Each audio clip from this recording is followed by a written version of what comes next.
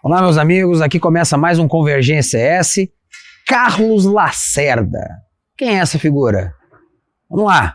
Não conhece? Se não conhece, precisa saber dele agora. Mas antes, não se esqueça, inscreva-se no canal, curta, aperte o sininho, compartilhe entre os amigos. É isso que nos fortalece para continuarmos a fazer vídeos. Eu só estou aqui por causa de vocês. Vem com a gente, Convergência S está só começando.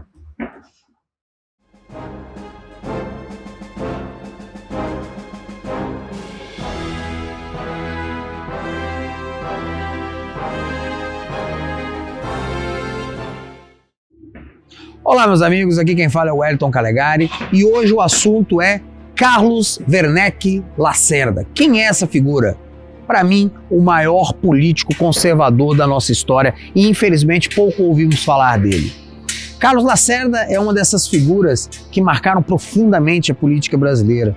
Nascido na cidade de Vassouras, de uma família tradicional de políticos, jornalistas, advogados, cursou Direito no Rio de Janeiro nos anos 30, foi comunista na juventude, ateu, comunista, até que durante o regime do Estado Novo de Getúlio Vargas, ele, jovem jornalista, abandonou o PCB, Partido Comunista Brasileiro, ao ver a loucura de sua ideologia, converteu seu catolicismo romano, casou-se e depois disso passou a militar pelas causas conservadoras, um pouco liberal, mas cada vez mais conservador ao longo de sua vida.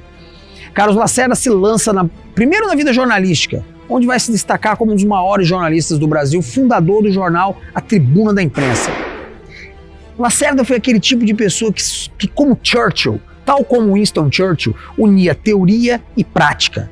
Era de uma inteligência fantástica, autor de livros de extrema sensibilidade, como Casa de Meu Avô, e ao mesmo tempo, artigos brilhantes. Um dos maiores, talvez o maior orador da história do Brasil, junto com Rui Barbosa, e ao mesmo tempo um homem prático, um homem que sabia fazer política na prática, sabia organizar as multidões.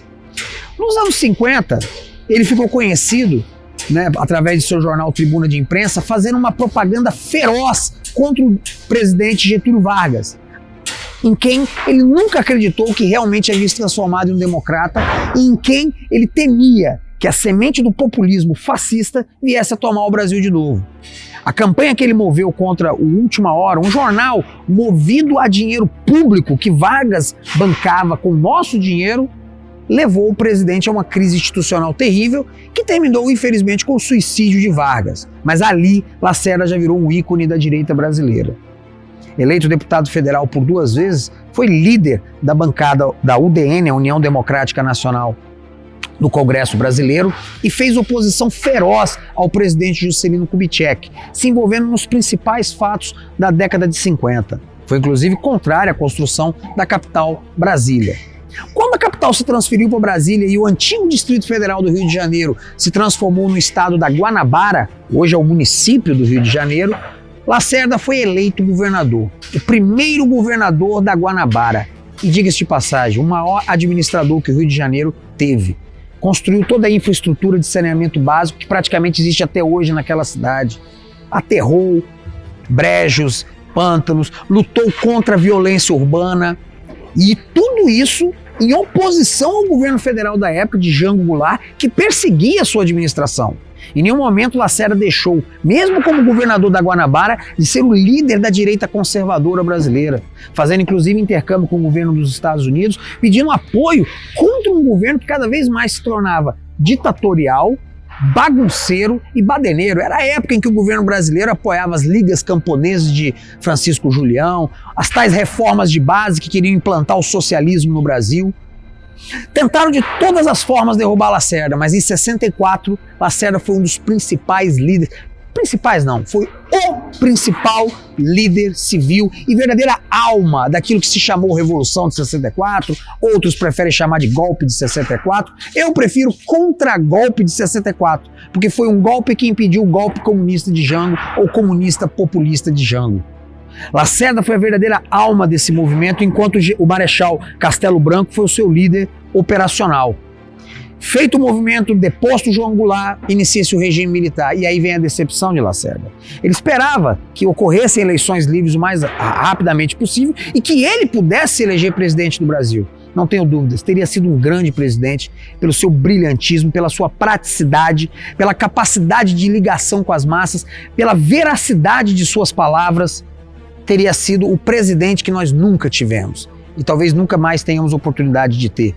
Mas infelizmente os militares se fecharam em seu positivismo tecnicista e ao invés de apoiarem Lacerda, ficaram contra ele.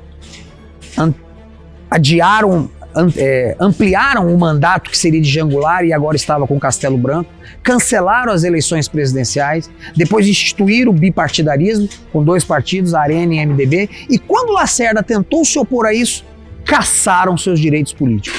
Aliás, essa foi a grande tragédia do regime militar brasileiro. Deceparam todas as grandes lideranças civis de direita que o Brasil tinha. Concentraram todo o poder em uma elite tecnocrática tutelada por eles militares.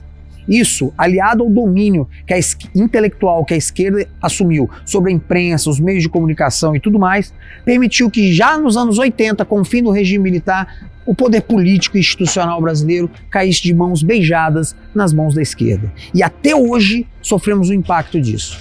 Carlos Lacerda, amputado da política brasileira, continuou o seu trabalho de escritor, jornalista, fundou a editora Nova Fronteira e morreu nos anos 70, em 1978, vítima de um infarto.